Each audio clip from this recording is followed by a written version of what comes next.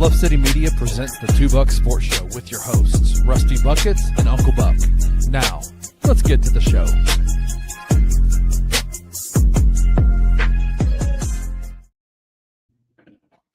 Welcome to the Two Buck Sports Show, Wednesday edition of the show, day number 1 of Rusty's vacation. And so, listen, you're going to have a big sample size, anybody that's listening to this. After a week, if you have determined that this show is better without Rusty, please let us know. Decisions can be made. I don't know how I'll make the permanent decision official, considering I've only got 50% of the vote. But I'll make it happen. We can whip some votes. We can get the majority here if everybody agrees. But I don't suspect that'll be the case. Rusty is currently on a flight to Boston, Massachusetts, and I'm hoping he's not flying UPS Airlines. So, Jeez, man. I got my good buddy, Jared. Is it too soon to make that joke? I feel bad, so yeah, probably. Oh, man. No. Man, I'm doing good, man. We're just trying to get ready for playoff season up here in Northwest Tennessee as it starts on Friday. It's already Wednesday. Enjoying a little bit of hopefully enjoying some Grizzlies basketball tonight on my good old year number 24, first day of that. Wait, is it your birthday? Yes. Are you just going to slide in the fact that it's your birthday, like it's your show, and you're going to force me to sing happy birthday to you? Do not sing happy birthday. I'm thinking about singing it. We'll see how this show goes. Well, this is your birthday cheer or not. You are the captain of this ship, so you can do whatever you want to. Oh, and you will refer to me as "Oh Captain, my Captain" for the rest of this 45-minute show. So stand in your chairs, please, and refer to me as "Oh Captain, my Captain." All right, it's a Wednesday edition of the show. We've got a game tonight. Grizzlies play at home, game number 2 of a 5-game homestand against the Houston Rockets, a team that, listen, was probably one of the 2 to 3 teams in the NBA that were the darling of the offseason. They made a trade for Kevin Durant. They had a really good free agency day in which they got Clint Capella. Yeah. They got Dorian Finney-Smith in free agency to pair with Kevin Durant. In the Kevin Durant trade, they did trade away young potential superstar, Jalen Green, and former Grizz Dylan Brooks. And it hasn't gotten off to the best start for Houston so far. I believe they're 500. They're 4-2. They're 4-2. Okay, so one game above 500. They were 2-2. I think they've won 2 straight. Okay, all right. It's been busy. Yeah. Hey, Wayno in the comments saying I need to bust out the guitar and sing you a happy birthday. So I don't know. We'll see. Y'all got to stay to the end of the show, see how I decide to end this thing. Oh, jeez. So we'll start there. Then I'm going to get into some big picture Memphis Grizzlies stuff before we end on college football, as the College Football Playoff Committee unveiled their first rankings of the year. Spoiler alert: Ole Miss is 6. So we'll get to that. We'll get your thoughts on it. Also a look at the bracket. If it ended today, this would be the bracket, and get your thoughts on it. So first things first, Grizzlies versus Houston Rockets tonight, 7 o'clock tip. I believe this is on FanDuel Sports Network. It's really hard for me to get used to all the different networks. I guess Prime is the only one that has exclusive rights, instead of what was TNT. Prime is the only one with exclusivity over the games. And Prime is only on Thursdays and Fridays. Okay. And you have ESPN on Wednesdays, Saturdays. So okay. Sweet. So I'll just lob this to you. I've got thoughts myself. Do you care? Are you looking forward to, or what are you looking at the most in this game? Is it on the court attitude stuff, or on the court play? Are there matchups you're looking forward to? Or is it just like everybody else, just kind of like watching to see what the vibes are? I said it. Luke and I talked about it this morning. I'm not one who likes moral victories. Tonight, I will take one with the way the last few games have gone. I want to see, the vibes kind of come back a little bit. I want to see good effort on the court. I want to see. I know it's gonna take trying to find a needle in a haystack to get Tuomas Isolo to up the minutes consistently. But I just want to see a little bit more fight and a little bit more competitiveness.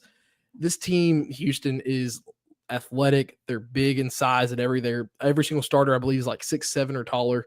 The inside the boards is going to be hard. I'm really intrigued to see who draws not the Kevin Durant matchup, but I'm really intrigued to see who draws the Alperen Sengun and Amin Thompson matchup. I really think that if you can, because Jaren's going to be playing down low, Jaren will probably grab the Sengun assignment. But I would not mind seeing Ced rotate in there because he's proven he can be a defender at all three levels. So I'm looking for those kind of matchups. Amin Thompson, I would love to see how Jalen Wells handles that if it is him on him. But this long and athletic is how this Houston team is. They're a great 3-point shooting team. They have the best point per games average in the league at just shy of 125. It's gonna be hard to win this game with how we are right now. But like I said, I just want to see something. I want to see more fight. I want to see a good start. For once, I want to see a good start where we put up more than 25, almost 30 points in the first quarter. Yeah, I was talking about this with it's crazy some of the parallels between the Pistons and the Grizzlies. Historically and this year. I was on the pregame show with Anthony with the Pistons Talk podcast, and he was talking about how horribly they struggled in first quarters. And I said, buddy, you just wait. And sure enough, they even outscored us in the first quarter. So I do think a hot start is important. I am more looking at the vibes, and I've criticized this team for being too reliant on vibes, but at some point, we've reached the point in the season where you've got to fake it till you make it. If you don't feel good, you gotta fake it. You smile anyways. I think there are scientific reports out there that's proven that if you just make yourself smile, you feel better. Like it's just something about the muscles that's used and how it's connected with our complicated neurons and brain waves. It just like faking it till you make it in that just trying to be happy does actually provide some results. And yeah, it does. I don't know what Ja's off the court stuff is. I totally get he's frustrated. You have a right to be frustrated. It's sometimes unfair of us, I guess, to ask him to be professional because Lord knows when I'm in a bad mood, the last thing I want anybody to do is ask me, "Hey, bro, you mad? Are you happy? Are you peak happiness right now?" Like, no, I'm pissed. Like, especially after you just lost your third straight game.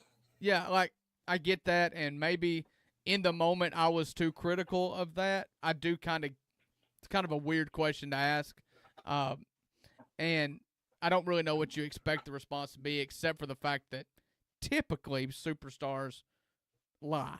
Lie. So I'm looking for that. I want to see a bounce in the step of Ja Morant in particular. I want to see Jaren. That matchup with Sengun he's got to be one of the more craftier bigs. Yep. And he is always on the foul line. Jaren's going to have to stay out of foul trouble. With how with Steven Adams, Clint Capella, and Alperen Sengun down low for them, and you throw in Tari Easton into that mix as well. I'm intrigued to see how much, because tonight is the last night that Bassie is eligible. Yeah, his 10 days up tomorrow. But I'm intrigued to see how we use it. Not only that, as I'm going to throw this up on the screen here. This is from Parker Fleming, Paka Flocka. Mm-hmm. This is something I didn't think about. So with this hardship, I'll just read the tweet too. That'd probably be the easiest thing, and I'll expound on it. Tomorrow's game is the last day of Bassie's 10-day contract, and this is what I didn't understand. Hardship exceptions are allowed if 4 players on the injury report have missed 3+ games, and if they're out for at least 2 more weeks. So by looking at this that the players that are going to be out at least 2 more weeks are Ty Jerome, Scottie Pippen Jr., and Ty Jerome, Scottie Pippen Jr., and Brandon Clark. They're out 2 more weeks. That's not a mystery here. So if they do not pick up Bassie, who I think should be picked up, if they're going to be able to meet the requirements to have a hardship exception for a 10-day contract, then if they don't pick him up, that signals to me that Edey's back. Obviously, you can couple that with his G League assignments for practice and all that. Yeah, that's definitely the sign. He's, like I said, he's been going to G League. He's down there again today, getting practice before the game. I don't think you can sign Bassie to a 2-way because I think he's too old. I believe he's past. I think there is. I saw something on Twitter, and it was from It was, I can't remember who it was from, but it was to that point. We can confirm that later. But Yeah. I believe you can't sign him to a two-way at some point because years in the league number, I believe. But I mean, I would love to see him back, but if he doesn't come back, that means we're getting Edie back real soon, and he's starting to ramp up. We don't know what he's doing, whether it's one-on-one drills, 3-on-3, or 5-on-5 with the hustle. I mean, I know they're about to get their season started up here because it is November. But I think it does point to a good sign of Edie coming back, but I would like to retain Bassey in some form or fashion. Yeah, I think that's a no-brainer decision, Wayno, at CRTSDE. For all of you, I don't know why StreamYard is putting the Twitter, it's YouTube YouTube handles now. It's YouTube as well. Like it's something in the update recently. But that's our friend Wayno from Down Under. From Down I'm Under. 100% with Wayno on this one. If you could do it, I was not aware of any age restrictions on a 10-day, or I mean on a two-way. That seems extremely like ageism, and we should fight the power. Absolutely, I would want.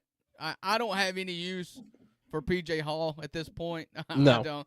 Like, I'm sure he's fine. He's a nice guy, and he probably is enjoying his time here. I would just shorten it pretty drastically, his tenure here, if it means that we can get Charles Bassey, because the front court depth is just really, really shallow. And even when Edie gets back, you still only got two centers. It'd be nice to have a third one, considering, their need. Jock Landale is just okay, but yeah, nice to have some optionality there. Yeah, that's the biggest what if. So, let's get big picture stuff. I'm gonna. Okay, here it is. Here it is. Okay, only players with 3 or fewer years of NBA service are able to sign two-way contracts. Okay. So I do believe that he. I don't know. Has he done 3 full years of a contract? He was in the league longer than I realized when they were introducing him on the broadcast against the Pistons. Yeah. He has been in the NBA. He's been in 4 years. Okay. So that stinks. So do you cut a player? I don't think you do. I don't know what. No, I mean, at that point, it's going to be hard to. I mean, we just saw. I mean, wait, no, you can't do that though because you're still over the limit. You can't just release. You can't just release PJ because you're allowed 3 two-ways. But and Jared said you can't sign Bassey to a two-way. Yeah, so it'd have to be a roster spot. It would have to be a roster spot. Which means you're picking between Jitty, Cam Spencer, GG. Well, Jitty did just get his first coach's decision or DNP-CD on Monday against Detroit, which kind of shocked me a little bit considering how T.I.'s been running this ship. But it's still going to be tough to find a spot. Let's talk big picture. This is the stuff that we all saw on Twitter yesterday, and this is the let's start here. We're frustrated with Ja. This is the life cycle of Ja Morant, and I think this speaks to Memphis as a community, and the thing that I like about Memphis the most is we always back our guys, okay? Yeah. So here's the life cycle of Ja Morant headlines. It is Ja Morant gets pouty. Memphis fans are upset that he's pouty, and he, took a knee in that Lakers game. It made us mad. The comments with the coach were really bad. We let out our frustration. It's all right. We're fans. We don't mention him directly. Don't tag him on Twitter. That's insane behavior. That's insane at any level, any sport. That's insane. But you are welcome to get on your local sports show or on Twitter and air out your grievances about the play of Ja Morant. That's part of being a superstar. But then what happens is when the mainstream media picks it up, you see bullcrap like what we saw yesterday, and instead of having modest, measured takes here, you have what I'm going to show you here, and it is just absolute freaking garbage. And that's not it. That's not garbage. Parker, you're a nice guy. But basketball forever. The Ja Morant sweepstakes, the Kings have a 38% chance somehow to trade a player that is not on the trade market. The Minnesota Timberwolves have a 20% chance. The Miami Heat somehow, from some algorithm somewhere that somebody made up, has a 29% chance to land John Morant, a player that is not even being shopped. The Sacramento Kings are expected to monitor John Morant's situation in Memphis. It is just absolutely maddening, and that leads us to the next step in the John Morant, flow chart here is Memphis Grizzlies fans in unison, and rightfully so, stand up for their guy again. Like, bro, we're mad. What do you think we're going to do here? You think we're going to throw him out for nothing? Like, what in the world can Minnesota give us?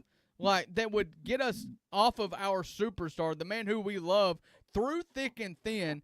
And Memphis, once again, steps up and is like, no, we're mad, but we are not leaving this house. What can Minnesota give us? What can Sacramento give us at that point? Also too, Sacramento's needed to tear it down to the foundation for the past however many years now. And they still haven't done it. So that's just another step in the wrong direction for them too. But dadgummit, we're upset with Ja. There's a lot of blame to go everywhere right now. And Ja's mad too. But guess what? Like you said, we're not going to leave the house and go on and find a new spouse. Yeah, we're not moving out. Like, it's a marriage. Take it once. I know. You can sympathize with me. Like, sometimes in a marriage, me and my wife, and not everybody's this way, and to each their own, I reckon. But me and my wife had a talk very early on in our relationship. It's like, if we get married, like, that's it. Like, we're not going to joke about it. We're not going to hint about it. We're not going to put it on the table in a fight. Like, no, we're in this for the long haul. That's just how it is. We had that same conversation. That's how I see this being. What does it benefit either party to abandon ship at this point? And you're just going to lock yourselves in a room. You're going to come out the other side. We're going to figure it out. And if figuring it out means that you have to try another coach, then so be it, I guess. But the Memphis Grizzlies and John Morant are in a marriage in which there is no exit, from at least from the Grizzlies side. Yeah, no, there's no way. There's no way you just move off Ja. Like, especially at this point, man. Like, it's something that can be worked around. Ja will outlast any coach, and he'll probably outlast Kleiman at some point if that decision never comes. But that's the conversation for another day. I hate the narrative. It always gets taken too far. That person you always fight with, and it's like, oh, well, you're fighting about, I hate to keep bringing marriage into this, but like, let's just say it's my wife, and this isn't partnership, a legit thing, but like, this person, it's like, oh, well, we're fighting about do the dishes, and all of a sudden you're being thrown up with the mistake you made 7 years ago, or what ifs and all this other, like, no, we're literally just fighting about the dishes right now. Quit bringing up all this other crap. Quit bringing in the fact that the Memphis Grizzlies do not have a lease past 2027. This is not indicative and has no bearing on the fact I'm pretty that sure Memphis is a good place for an NBA franchise. Like, that's stupid.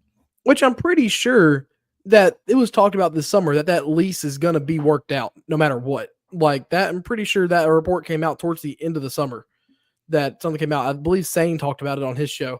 But I mean, like, you're going to bring up all this stuff. You're going to bring up that the Grizzlies get in price to a game is $2 and move the team. They're $2 for the top nosebleeds. Like, I couldn't care less. Exactly. Like, they see all this stuff and they try to correlate everything. They have it's from Always Sunny or what it is. And they have like the chart behind them with all the red strings. I think it's Always Sunny.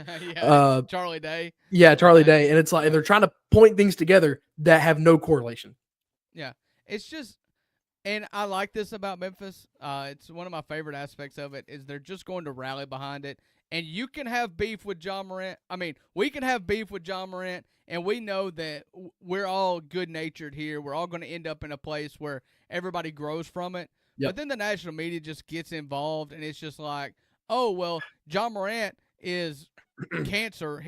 He needs to be sent to Sacramento, and if you can't even hold a superstar here, then we might as well move this franchise to Seattle. Like, what are we talking about? Does this have any correlation? All these people, all these talking heads and former NBA players had no idea about this lease argument or negotiation that was going on between the city of Memphis and the Memphis Grizzlies until Ja Morant has a blow up in the post-game press conference when he's asked, are you happy? Like, what are we talking about? And how do you get from A to B on this? Yeah, this is the most successful sports franchise in a diameter of 400 miles or radius of 400 miles.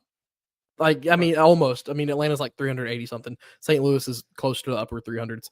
But dadgummit, it's the most successful sport. Even you can include St. Louis. It's the most successful sports franchise in the last 7 years. Nashville's been bad. The Predators made the Cup Finals once. The Blues won the Cup in 18 or 16, whatever it was. The Cardinals haven't been anything relative at all. We know what the Titans are. Easy. I know. True.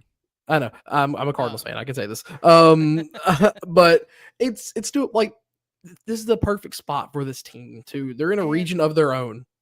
And I am Mr. Consumer here. I want every decision to be made for the consumers. I'm sorry, but taking a team from a small market and planting them in freaking Kansas City and only making this decision based on like market size is dumb. Like here in Middle America, in the Southeast, in Memphis, like why do we not deserve that? Why are you always trying to take what's ours and give it to somebody that's richer? I thought here in America we were trying to help out our neighbors. Like, good grief, this is just it's so stupid. It's an insult. It's dumb. It's honestly just figure out a way to sign the lease and everybody doesn't get to talk about this anymore.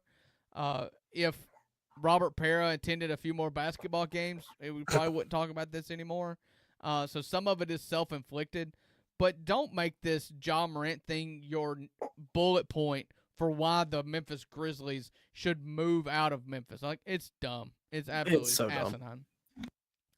So that's my big picture spiel for the day, and unfortunately, that's what we have to talk about as a podcast that covers the Memphis Grizzlies. Like, there's just not really much else out there. This is the dominating storyline. Anytime that the Memphis Grizzlies are dominating the national media, we have to give the locals' take on it. And so I hope after tonight the national media either forgets about the Memphis Grizzlies or talks about a Ja Morant 40-point performance tonight. Because that's take 30. What I need. I'll take 30.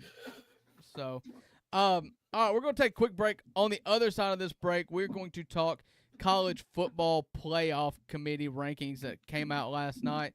For the first time this season, which is something that I think is smart, the committee waits to unveil their poll, the deciding poll, the only poll that matters from this point forward. They wait till after week 10 to release their rankings, and they released those last night.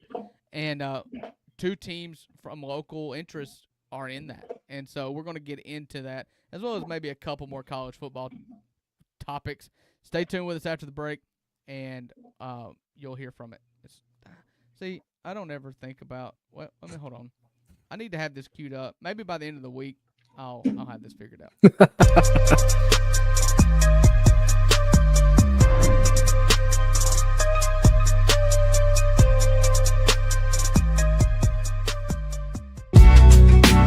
In the heart of the Highland Strip for 27 years, Trilogy Tattoo has helped tell stories for Memphians for generations. Located at 530 South Highland, Richie and his team are waiting to help you tell yours. From tattoos to piercings, your body art should be as unique as you are. Voted a Memphis Flyer top 3 tattoo shop in the city of Memphis since day one. Your story will be safe here at Trilogy Tattoo. Open 7 days a week, Monday through Saturday, 11 to 11, and 3 to 11 on Sundays. They have convenient times waiting on you. Let Trilogy Tattoo help you tell your story.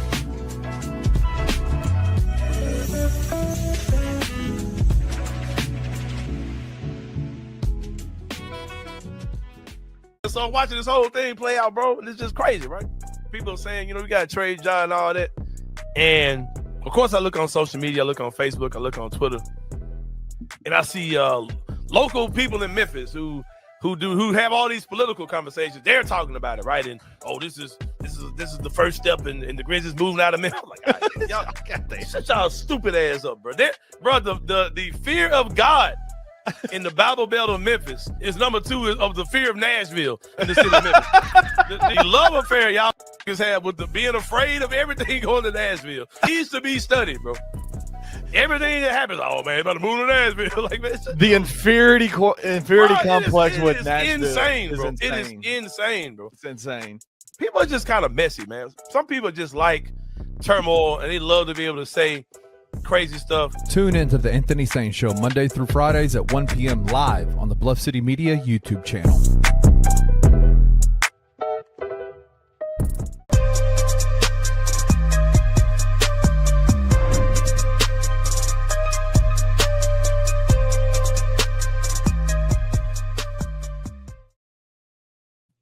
Welcome back to the Wednesday edition of the Two Buck Sports Show. I got my main man Jared to my left here, hanging out with me as Rusty is headed to Boston, Massachusetts. I think he brought his own tea bags. I'm not really sure. He's going to throw some Nest tea out in the harbor.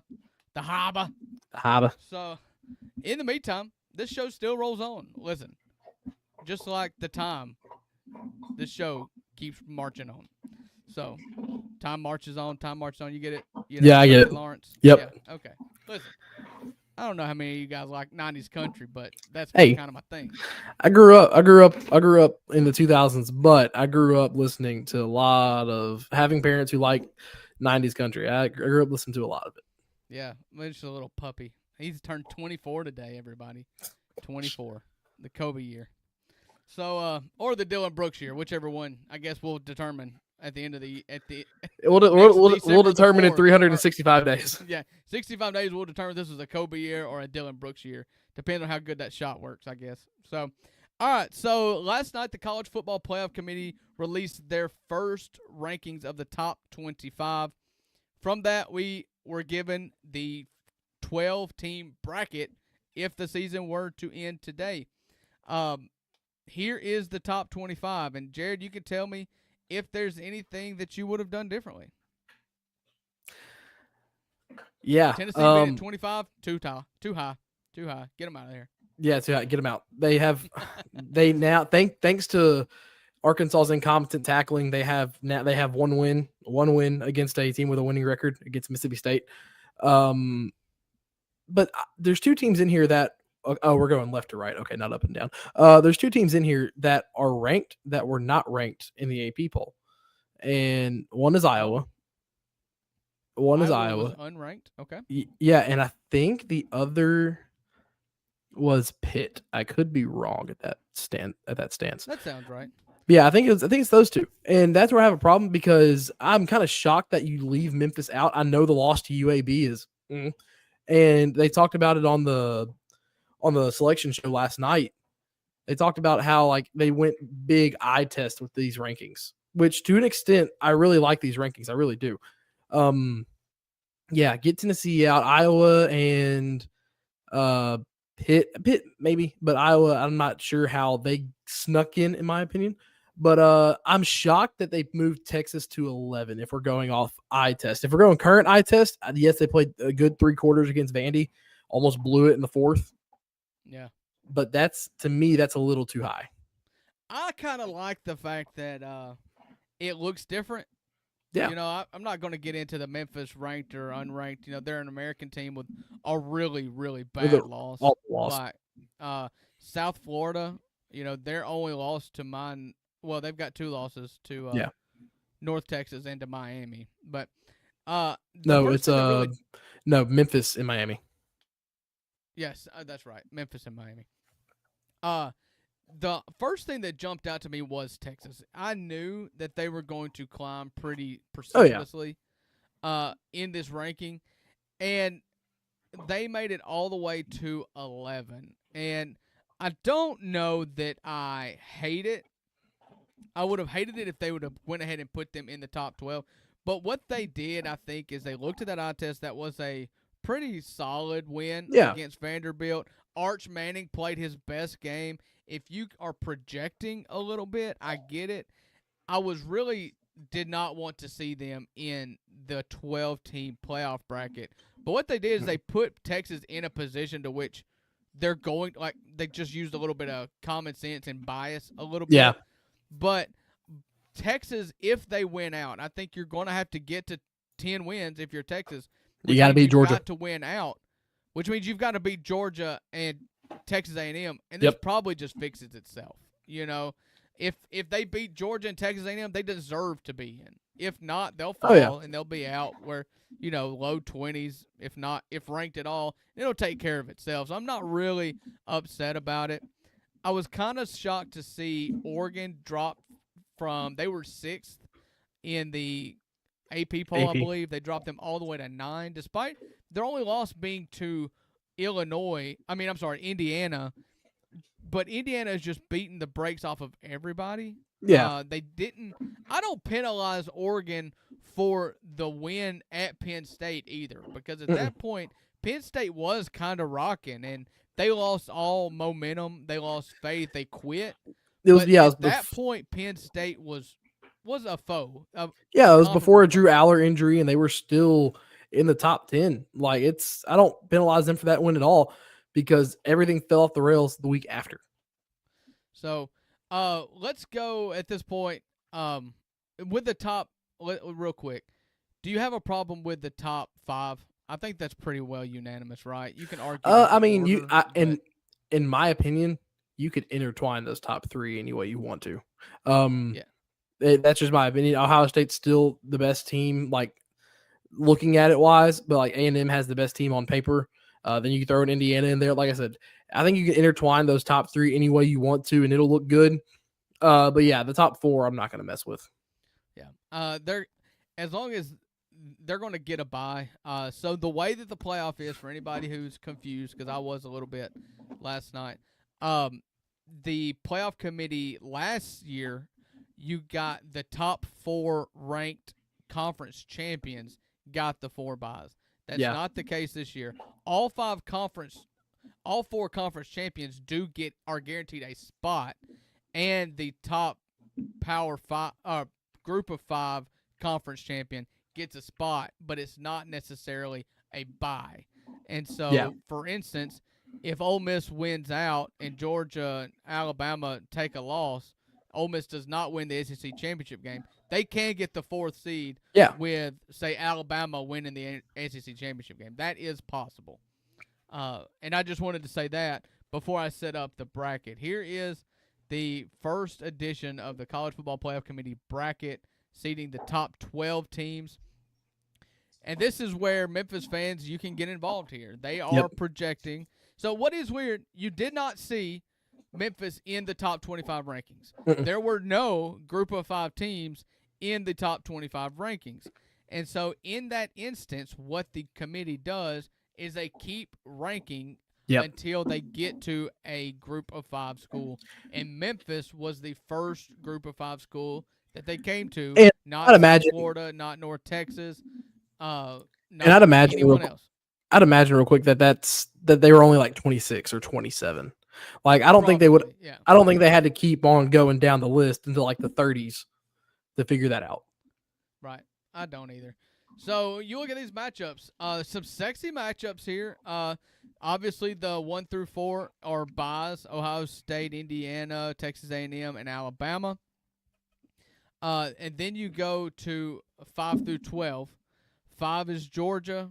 6 is Ole Miss. 7 is BYU. 8 is Texas Tech. 9 is Oregon. 10 Notre Dame. 11 is Virginia. Virginia, who they have ranked overall at 14, and Memphis, which was unranked. So that would bump those 2 schools, bump out Texas and Oklahoma. Yeah, because it goes to that top 4 conference champions, and right now the highest ranked ACC team is Virginia at 14. Right. And the ACC had just an absolutely brutal week last week, with Miami losing to SMU,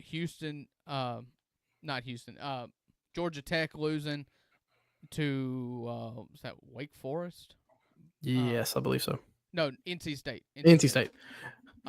is as an Ole Miss fan, let me just be selfish for a second. I'm the only Buck here. I'm glad to be joined by Jared Davidson, but that gives me priority. Yep. If you're an Ole Miss fan, I would sign for this in blood. Talking about a home matchup against the only ACC team, the conference in which is no doubt the weakest conference in football. Virginia has a loss. Their only loss, I believe, is to NC State. It's a non-conference conference loss. Yeah, it's weird, but I would absolutely sign for this in blood. Having the Cavaliers come to Oxford, Mississippi, and if you win, go to College Station, an SEC team you haven't played this year, which is cool. I don't like seeing rematches in the playoffs. I know sometimes it's good, but I like seeing new. And Ole Miss and Texas A&M have not played in a couple years, and be cool to get them in the second round of the playoffs. Any team you play in the second round is going to be coming off of a top 4 team. So, yeah, let's go to Kyle Field. Yeah, and really any time you get a bracket, especially like this, where the top 4 get a bye, you want to land on the side that has the 2 and 3 because that always seems like the easier path. I said it this morning. I love if this were the playoffs today, I love Ole Miss chances to at least get to the semifinals. I love that. I mean, you get in my opinion, what you should win at home in a rowdy environment against Virginia. You then go to Kyle Field for what will be another electric environment in College Station. You can win that one. And then you'll play one of the 3 of Indiana, Notre Dame, or BYU. Right. So, like, I love this setup for Ole Miss right now. Will things change, obviously, in the next few weeks? Yes. But looking at it, Ohio State and Alabama, if this were the choice, this left side right now, Drew, is going to be brutal for whoever comes out of that. Yeah, so as an Ole Miss fan, what you hope for is that, one, you've got to win out. 11-1 is a non-negotiable. You've got to beat Florida at home. You got to go to Starkville and beat Mississippi State. Who's your other then game? You're hoping for Georgia to take a loss because best case scenario, in my opinion, is the 5 seed or the 4 seed. The 5 seed means you get the group of 5 school. And, Memphis and Ole Miss in a first-round matchup in Oxford would just be anarchy. Oh, boy. It would be – this network would have the most views ever. Most views ever. A civil war happening. Yeah. I would sign up for that. And then if you get, say, Alabama takes the second loss in the SEC championship game, Ole Miss could get up to 4, which would – anytime you could get in the top 4, you wouldn't trade matchup or anything. You just go get the bye. That'd be great. So, outside of that, any matchups, you've got a holy war in the top right here between the Catholics and the Mormons. I feel like there's going to be a really good T-shirt that comes out of that one. Yeah. In the top left, Oregon and Texas Tech would be a lot of fun. Listen, Texas Tech is new here.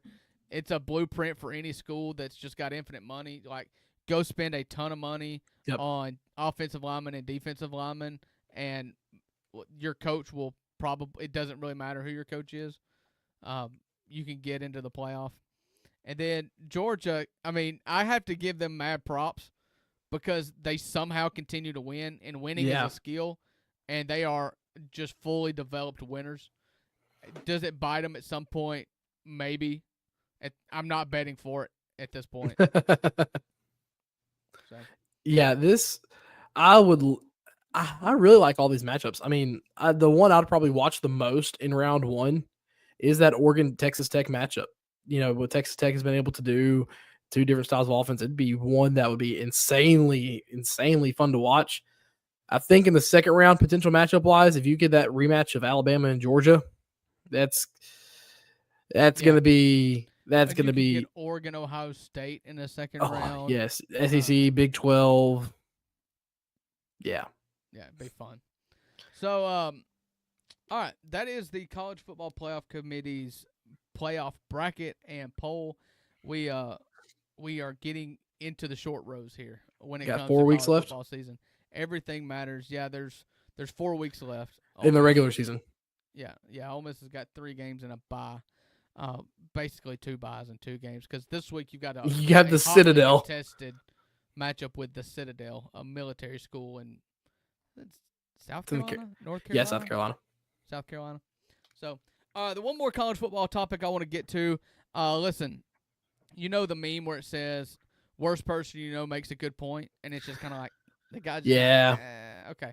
That's what I want to get to. Dabo Swinney, who was the victim, which is something that I don't like saying, but he was true this time. He was a victim of one of the most blatantly horrible calls that resulted in Clemson losing, I think, their 5th game of the year. Yeah, they were 3-4. Now they're 3-5, I believe. Yeah, just an absolutely atrocious pass interference call was called on them, in which the receiver bulldozed his defensive back that was not even looking that direction, and they called a defensive pass interference, allowed the team to score, take the lead, and beat Clemson. He talks about officiating here, and I'm going to read it to you in its entirety. As I remove this, add this. In the meantime, we got gambling issues going on, people being suspended, all that kind of stuff, right? Yep, I mean, refs are people too. It ain't just coaches and players. If they're a part of the game, then by God, they ought to be part of the game, and they ought to be a part of the accountability, and they ought to be part of the consequences, not just behind some shadowy curtain. Like, no, they ought to have an answer for it. I have been saying this forever. I think that there's way too many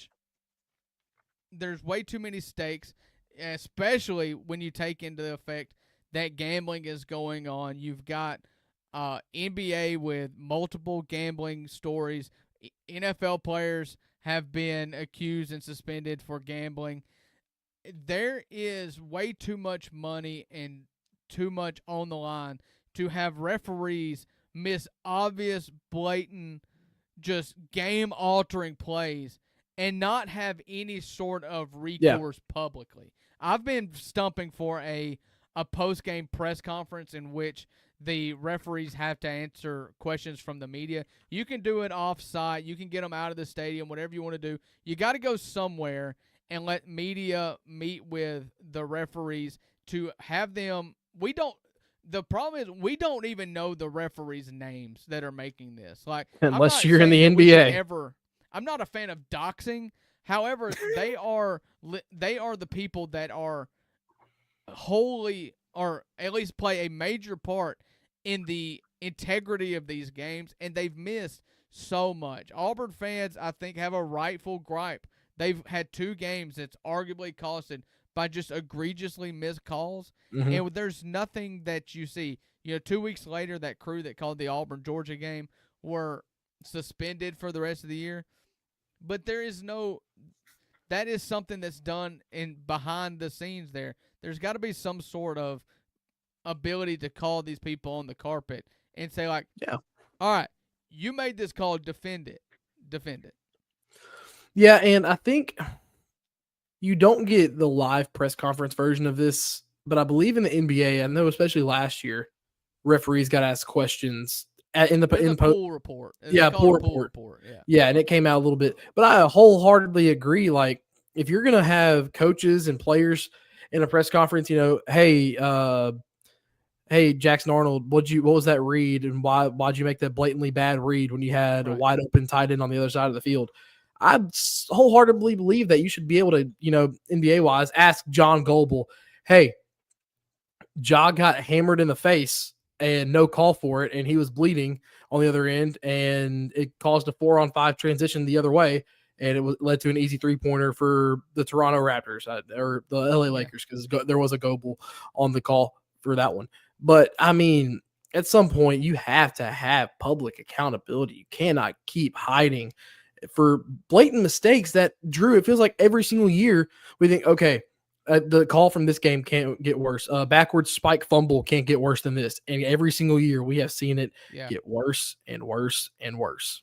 I think that the SEC in particular, because that's the one that we at Blood City Media and me as an Ole Miss fan, we pay most attention to.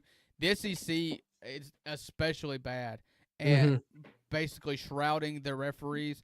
I think that you should make referees full-time employees. I think you should pay them a handsome salary, because it is a job that nobody wants. I mean, let's be honest. It's like you probably don't get paid enough to be the guy that makes the hard correct call on the road somewhere that half of the whole fan base that thinks you are the reason why we lost. Like it's a sucky job. Pay them more in the off season. Send them all over the world calling football games, and just get the reps up. And then put them in virtual situations, like have them in training where you're, either in a VR headset or like, or put you on the field and you're watching the game, or you see like, hey, like go over have them all take a test and whatnot about, so the rules and everything to get them right.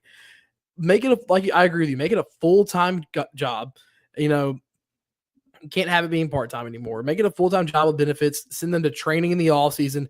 You'll probably have multiple officials who do multiple sports in college, but you cannot keep running into this problem to where every single game, every single week, a big officiating blunder or 2 or 3 comes out from it's not each conference. If it's just one, it's a blessing that week. Yep.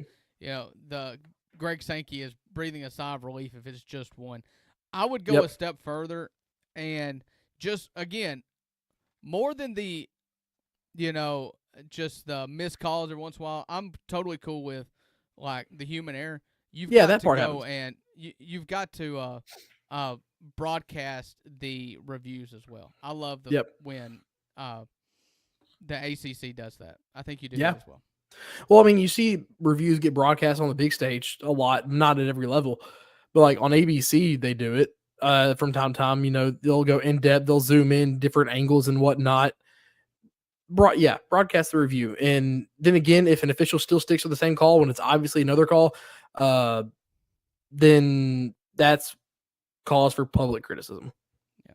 So, all right, well, that's going to do it for today's $2 Sports Show. Appreciate you, Jared, for joining me. No problem, the Grizzlies play tonight against the Houston Rockets. We'll be back tomorrow at 11 a.m. to recap that and anything else that goes in the sports world. So, appreciate you guys for joining in. We'll see you tomorrow.